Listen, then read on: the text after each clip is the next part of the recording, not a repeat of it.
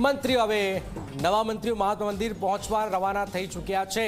આ એક મેસેજ, એક જાણકારી હાલમાં સામે આવી રહી છે અને થોડી જ વારમાં 12:39નો જે સમય જે છે શુભ મુહૂર્ત, એ શુભ મુહૂર્તમાં આજે તમામ મંત્રીઓ શપથ ગ્રહણ કરશે। રવાના થઈ ચૂક્યા છે। અર્પણ જોડાઈ ગયા છે। અર્પણ, રવાના થઈ ચૂક્યા છે। લગભગ 2 થી 3 મિનિટ 5 મિનિટનો સમય થાય અહીંયાથી પહોંચવામાં। લગભગ નીકળી ચૂક્યા છે તમામ મંત્રીઓ। હવે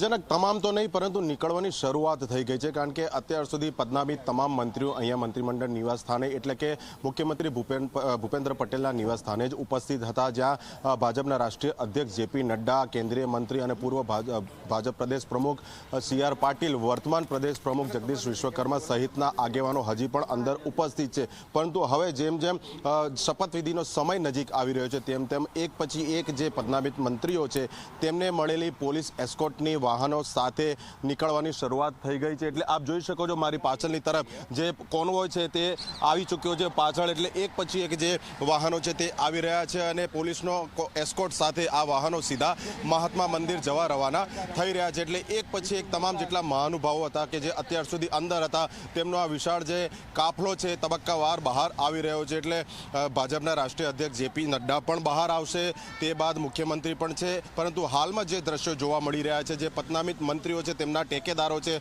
અત્યંત નજીકના માણસો હોય તે હાલ તો તેમની આ ખાનગી વાહનોમાં પસાર થઈ રહ્યા છે। એટલે એકવાર તેમનો મંત્રી તરીકેની શપથવિધિ થાય તે બાદ સરકારી વાહનો જે છે તુરંત તેમને ફાળવવામાં આવશે। એટલે હાલ જોઈ શકો છો પોલીસના એક પછી એક વાહનો, વિવિધ વૈભવી ખાનગી ગાડીઓ જે મહાત્મા મંદિર તરફ રવાના થઈ રહી છે। હજી હાલ કહી શકાય કે ગાડીઓનો કોઈ અંત જ નથી, કારણ કે મુખ્યમંત્રી નિવાસ સ્થાનેથી બેઠક પૂરી થઈ તે સાથે જ એક સાથે આ તમામ વાહનો આ મંત્રીમંડળ નિવાસસ્થાનના પ્રાંગણમાંથી બહાર આવી રહ્યા છે અને સીધા જ પહોંચી રહ્યા છે મહાત્મા મંદિર ખાતે। એટલે મહત્તમ 5 થી 7 મિનિટનો સમય અહીંયાથી મહાત્મા મંદિર પહોંચવામાં થતો હોય છે। એટલે જે પ્રમાણે 12:39નું જે વિજય મુહૂર્ત છે તે પૂર્વે આ તમામ જે પદનામિત મંત્રીઓ છે તે મહાત્મા મંદિર ખાતે પોતાનું સ્થાન ગ્રહણ કરશે। તે બાદ મુખ્યમંત્રી ભૂપેન્દ્ર પટેલ અને રાજ્યપાલ આચાર્ય દેવવ્રતનું પણ ત્યાં આગમન થશે અને તે બાદ વિધિવત રીતે જે શપથવિધિ કાર્યક્રમ છે તે શરૂ કરવામાં આવશે। જનક, બિલકુલ, આ ખૂબ જ મહત્વપૂર્ણ જાણકારી।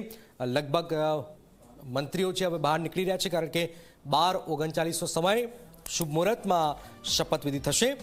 આપણે જણાવી દઈએ કે લગભગ તમામ જે નેતાઓ જે છે ત્યાં પહોંચી રહ્યા છે। 26 મંત્રીઓ આજે શપથ લેવાના છે। સરકારમાં આ દાદાનું જે મંત્રીમંડળ જે છે એમાં ત્રિકમ છાગા અંજારથી સ્વરૂપજી ઠાકોર પહેલી વાર લડે છે અને પહેલી વાર મંત્રી બને છે। ઓકે, આપણી સાથે